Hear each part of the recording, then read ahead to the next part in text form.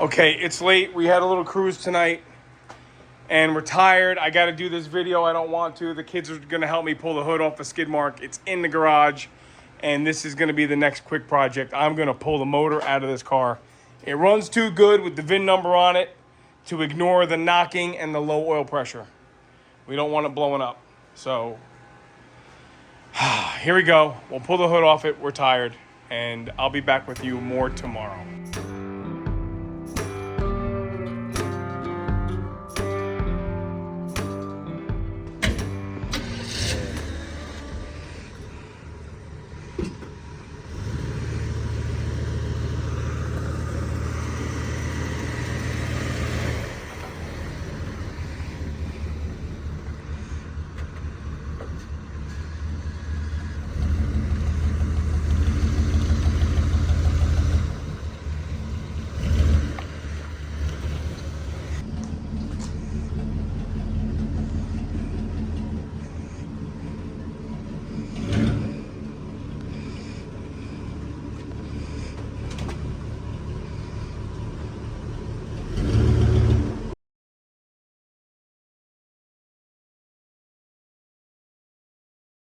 All right, out of the frying pan and into the fire, because we had such good success, relatively good success, with the spare parts $500 engine build. We did do a little experiment last night. We put the open element air cleaner on Alyssa's convertible so we could hear the 4 barrels a little bit more. So we'll put this one on here for now just for static display. But look what we're gonna work on next. What? Skidmark's in the shop. Don't get excited. We're not going too crazy with this. I know, famous last words. But let's have a little chat. So in my happy place with a very, very hot forecast of weather for the next handful of days. So I worked pretty hard procuring another trailer for the Mr. Jones project so that the convertible after the torque converter swap could go in our trailer. And Skidmark could come in. Now, for those who are just watching, because we are kind of drawn out, you know, it takes a long time to get stuff done around here. Skidmark is a Chevy El Camino that came my way through a friend of a friend of a friend kind of deal. And I've made contact, obviously I've stayed in contact with the prior owner and made contact with the owner prior to him. She's awesome. Tom, who I got the car from, is awesome. We're kind of getting attached to old Skidmark. Here's the dealio. VIN number matching small block. Original 2-barrel. Don't let the corporate blue confuse you, because it confused me. I just assumed when I looked at the car that it did not have the original motor, but it does. And it runs fine. It runs great. And if I was deaf and I hadn't installed an oil pressure gauge, I'd say nothing's wrong. But for those that watch back in the wintertime, you would have heard me say, I think I hurt it. And I may have hurt it, or it may have been hurt, and now it's just really a little more hurt. It's got a knock. It's got a slow knock, knock, knock, knock, knock kind of a knock. At idle, when warm, this thing is single digits of oil pressure. So here we are. Right after building that engine, we're going to attempt to address this one. Okay, so in this wonderful world of hot rodding and classic cars, you know, I like to list the resources that people need to play this game. And obviously in this particular scenario, the big two come back: time and money, money and time. Dollars and hours, right? Look, Skidmark was purchased to be a relative shop truck. This is not the car I intend to restore, i.e. the 68 SS396 El Camino L34 350 horse turbo 400 blah blah blah. There's videos on that car. That's the car I bought to restore ultimately prior to Mr. Jones. Circumstances come and I took the top opportunity, and Joe hopped on the W31 bandwagon and bought Mr. Jones. There you have it. This car comes along, and when you're in the game, it's not much different than if you play around with stray cats and stray dogs. When you find a stray car, you know, and the phone rings, you kind of got to go get it. So I acquired Skidmark with the intention of using the car. Using this car in a way that we can't use the other cars. You know, put gas cans in the back to go gas up for the lawnmowers. Take recycling to the beer distributor, which happens fairly often. Go get parts. Drive it if the roads are a little bit wet. So I have to keep those parameters in mind. And I also have to remind myself how much I literally enjoy hopping in this thing and just buzzing into town, going to Lowe's, going to the hardware store. I've driven this car to work, and there's been like 2x4s in the back of it, and my toolbox, and it's killer. It's killer. I don't want to blow it up. So here we have an opportunity to be strategic. You know how these people say, back in the day, somebody just commented on the engine, and GTO Steve will say the same thing. We had no choice. We had to just fix it so we can go to work tomorrow. Well, I kind of want to implement that mentality. I don't need this car. Hell, I don't really need, only that car is a car I need. So let's go into this with an open mind, shall we? Let's go into this project saying to ourselves, it's all too easy to tear this motor 1,000% apart, spend $1,000, $1,500 on engine parts, opening ourselves up to then we got to put headers, we got to put a converter, we got to put a rear, we got to do all that stuff again. Where this car, while not a hot rod, runs great, idles great in town, runs cool. Is there anything wrong with leaving it like that? Meaning, can I just take this engine apart and repair it? Do we have to do a full-blown rebuild? You know, it used to smoke like a freight train when we first got it. Drove it around a bunch. It doesn't smoke anymore. Doesn't even really use oil. Just got a knock. So what if we considered just some, I don't know, bearings and an oil pump? I don't know.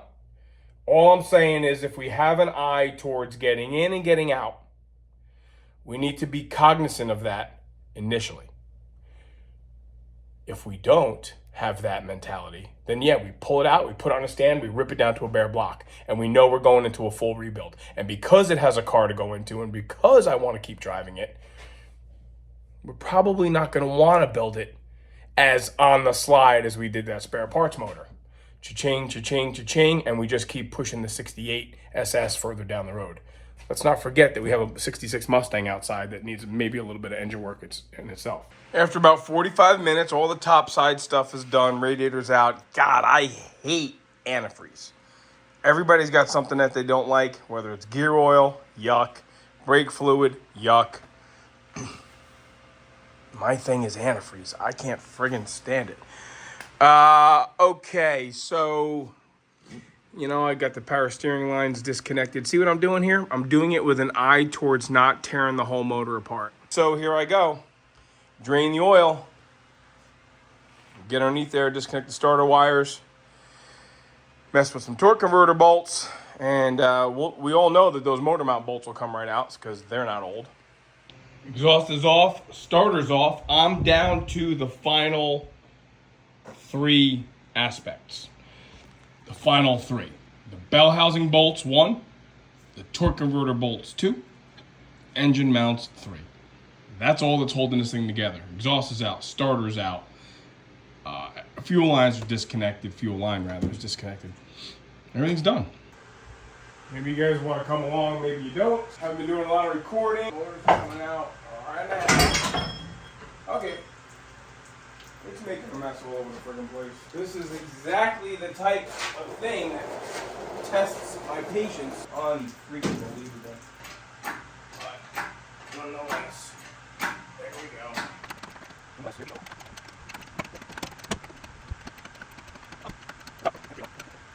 Sometimes I swear the harder I try to be neat, the bigger mess I make. That makes me extremely unhappy that I spilled that. But the motor's out. So I'm gonna regroup, clean up, have a little snack, and that's the only pile of tools that are out right there. Nice and neat, right? I'd say realistically 4 hours to get to this point. I think curiosity has just gotten the better of me here. I don't know that I'm going to be able to just play that silly game I thought I was going to play with you guys. Let's pull the pan down, see if we can put some bearings in it. You know, God, it's not my style. I mean, this motor over here was a bit of a joke, a bit of a fluke. I'm thinking out loud with you guys, and I appreciate your patience here as I contemplate the fate of this engine. And just like anything else, if you're gonna give it even a half-ass attempt, you got to go all in. So, let's get the flex plate off. Let's get that engine stand on the back of this bad boy, and let's just pull up a chair and start tearing this thing apart. I can't see having it out and just snaking some bearings in it and hoping for the best. I don't know what pistons are in it, if it's ever been bored. I don't know if it's got a stock cam in it. I do know that that is not an original torque converter. That is an aftermarket, very B&M looking torque converter, isn't it, folks? So we might slide that out, see if I can't find a part number on that.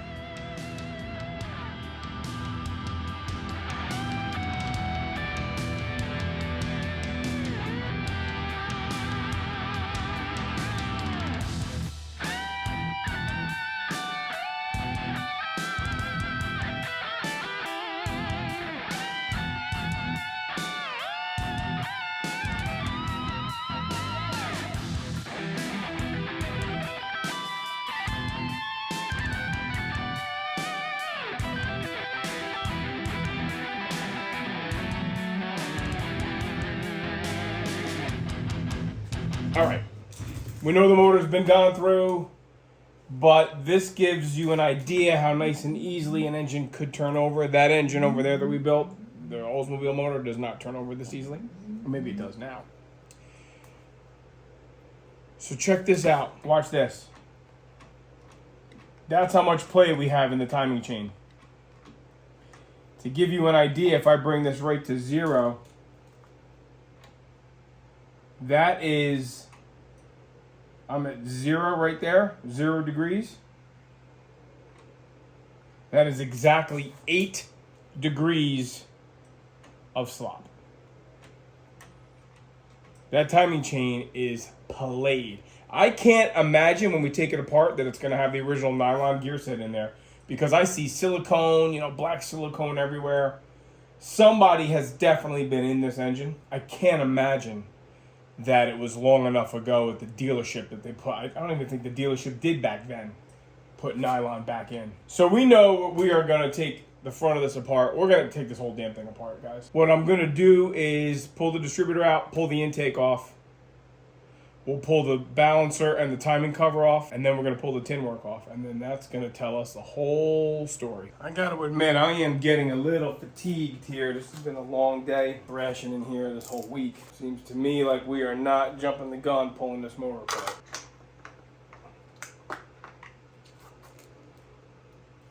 It's pretty new. Street Fire.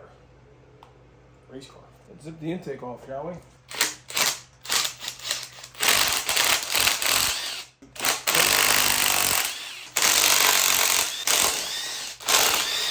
Oh, you can smell it already. And I say it all the time, I am a terrible videographer. I just want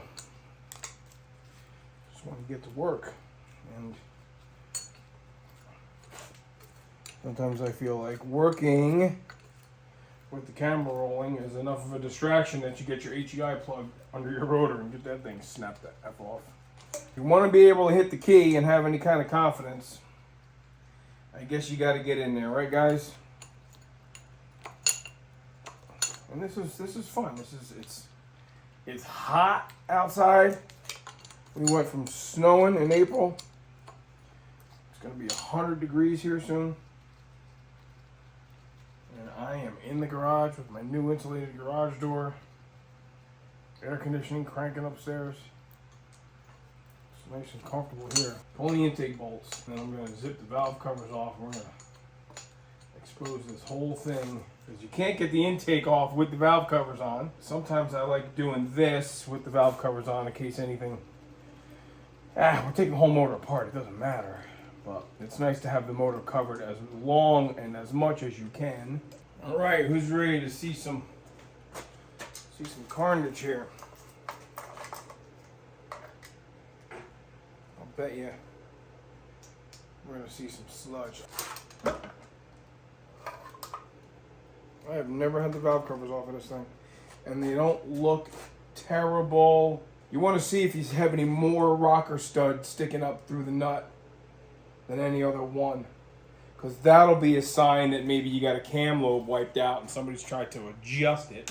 Remember, we thought the cam was kind of wiped out in this thing when we started messing around with it. I was laughing at myself earlier. All the time I have in that friggin' 2-barrel and all the time changing the motor rounds. Here I am with the motor out of it. It's all for you guys, man. It's all for the sake of content. I give the fans what they want. I wish we could afford to go all out on everything we do, but we can't. We just can't.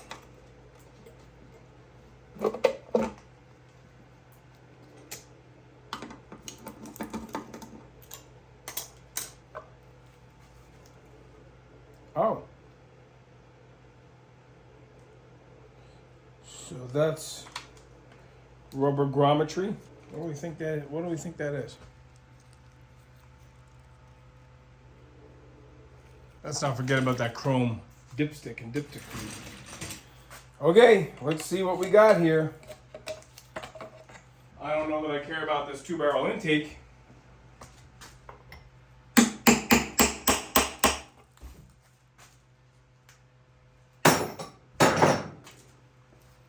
Get ready for now, it's gonna stink. Yeah, it's got Velcro gaskets in there. It's not all that bad. See the Velcro logo there? So Velcro intake gaskets, we knew it was a part.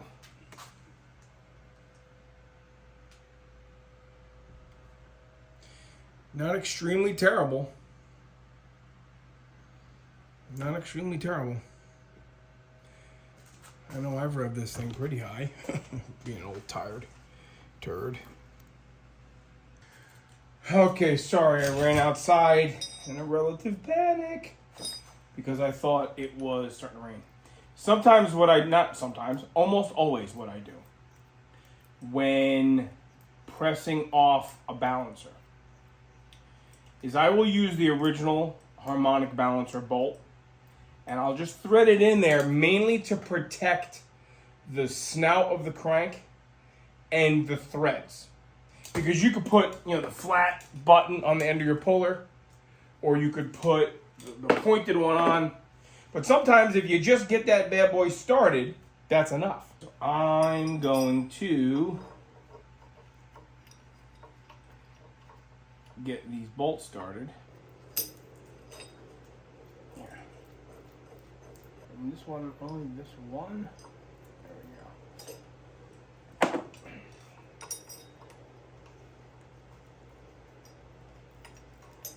Make sure your puller's even. And I just take, the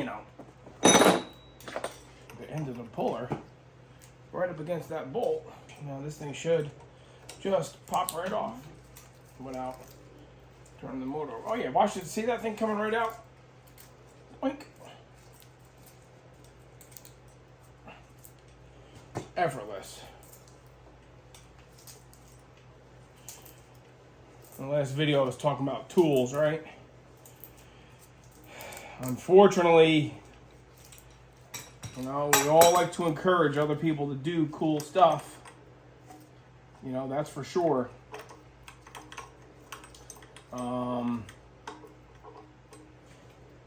Unfortunately, you got to have a lot of tools. And remember, we talked about it before. If your puller doesn't do that, that means half the time when you're pulling or pressing or pushing, you are fighting your own tool. Okay, and there you have it. Nicey nice. Oh man, that thing. That thing, see what's on there? That is a collar. That is called a seal saver. I'm dying to get this timing cover off, so let's do it together as a family, huh?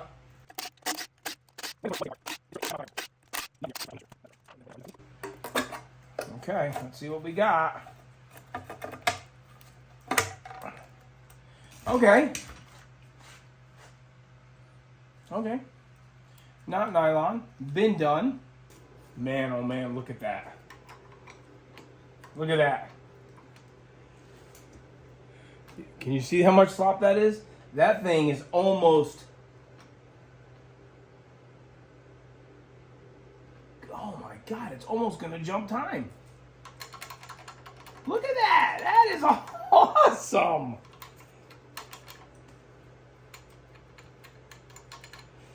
That is almost gonna fall off.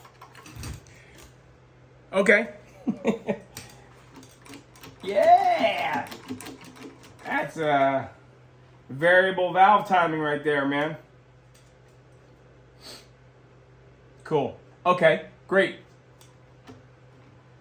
So far, all of our efforts are justified. Now, for the part I've been waiting for, I'm going to clean this up here a little bit. We're going to flip it over. We're going to pull this pan. What I am going to, come on, see that damn. What I am going to do is I'm going to try to tilt the motor enough. Okay, we can do that too. How could there possibly be coolant left in this block?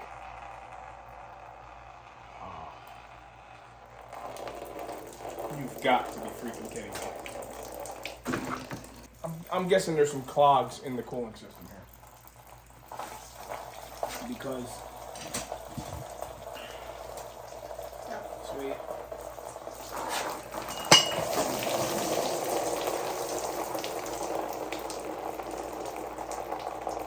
You saw it here first. That's exactly how to frickin' do it wrong. Are we done acting like a 2-year-old and making a friggin' mess everywhere? Oh, that's okay. You know what that means? It means it's almost quitting time. Here we go. This thing is going to tell us a story now. This oil pan also. Somebody's been driving this thing like the General Lee's cat. We have to... Got some splaining to do. Cat is the previous owner, who's got some significant history with this car. We went from Cat to Tom to us. I say us because we're all in this together. I'm not doing this alone. No way, Jose. No way. No way. Nobody's quitting me. I'm not quitting you. This is it. Oil pan coming off. Let's see. Oh yeah, there's a fair amount of pudding in the bottom of that pan. There might even be some. Oh yeah, that's like gasket material. Man, that's silicone chunks. Oh yeah, that's got a lot of metal in it. Okay, that's got some metal in it. Let's start playing around with seeing if we feel any rods going side to side. I think there it is. There it is. Yep. Numero quattro. So these rods that are coming to your direction, this is passenger side, okay? So the first one that's passenger side is going to be number 2, and then this one's number 4. And I can definitely, you hear that? And I'm not just going side to side, it's actually in and out. There's probably a couple more. And when you have too much bearing clearance,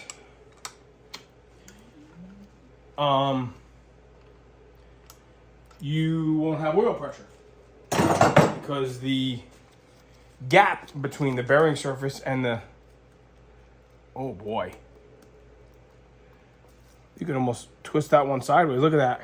I could twist that rod. Look at that. There we go. Yeah, that's a wiped out rod bearing. Oil pumps off. Look at all that metal in there. Well, what do you want to do? What do you want to do? You want to pull a bearing cap off? Or I guess what we're hoping for is a clear indicator as to what size the bearings are, and then we can get our micrometer set out at some point, and we can start playing around with the measurements and stuff to try to figure out what we have to do. I mean, obviously, if it's got standard bearings and it's got a standard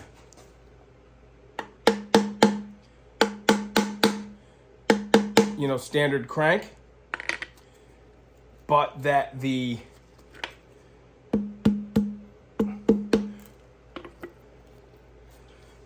crank is beat, well, we have a problem. There is a wiped out rod bearing. Look at that, right down to copper. Look at that. Gonzo. They're Cleveland bearings. 77s. 010. They are not standard. So it's 278. Man, I wonder if that's is that the production date of the bearing? February of 78? And this crank was cut 10? Wow, this thing was only friggin' 6 years old? And it got a rebuilt motor? Look at that. That is what a worn out bearing looks like. 10 under crank, which means 10 over bearings. Not standard. So you can't order stuff until you take it apart. Okay, more show and tell. So we know the rod journals were cut 10. Let's see what the mains. Wow, look at the main bearing. Smoked. Pay attention to the arrow on the bearing cap. See the arrow? Arrow pointing that away. That's always the front of the motor. Arrows always point forward. DAB, it says. Okay. Well, the cool part is Skidmark is telling us a story. And the story is, well, the story is good enough that I can't resist pulling the cam out right now. That's not coming off. New battery, game changer. Tell you what, this old Cobalt thing, man. I mean, we have Milwaukee for work, but this is completely played. I don't know what brand, but I'm starting to have my suspicions of when this was done. But I gotta see what cam is in it. I just have to see what cam is in it. I have all the lifters pulled up. Let's see here. Who has a guess? I can't imagine it's original because there's a lot that is not original. Well, after a very productive Saturday down here in the shop in my happy place, I made a fair amount of progress. Engine is out of Skidmark, shop truck, whatever you want to call it. It came with the name Skidmark because of its color, but we've been using it as our shop truck. We're gonna just calm down this morning. We're gonna neaten things up. I'm gonna bag up parts, nuts and bolts and things and label them. It, as one can expect, it is not gonna be the quick R&R, remove and replace that I thought. And I'm gonna compile my thoughts here. I'm gonna probably use my lovely whiteboard, which is proving to help me verbalize to you guys where we're at. This has turned into a relative project. But with, the improvement in new floors, quarter panel on the other side. I still have the quarter panel here to do. We put these wheels and tires on it. You know, it's a cool car. We're having fun with it. We're not going to leave it with no engine. We just have to collectively, as a family, kind of have a meeting and decide which direction we want to go with respect to a power plan here. All right. Turn on the radio, clean up the shop, gather my thoughts. Be back in a while. All right, so after phase one of this mild engine rebuild for old Skidmark here, our 72 El Camino shop truck, I polished the crank using those crank stands that we made for that Oldsmobile motor we built. And it ultimately came out much better. It's not perfect. There's a couple little spots in these journals that one there is much deeper than I'd like. But look, this crank's already been turned 10-10. That means 10 under both on the mains and the rod journals. And this block has been bored 30 over. So I did a quick hone. There's a pretty significant ridge at the top here. But obviously we all know boring it requires new pistons. The only thing original to this deal here is the block, because the VIN is there, right? Like we've said.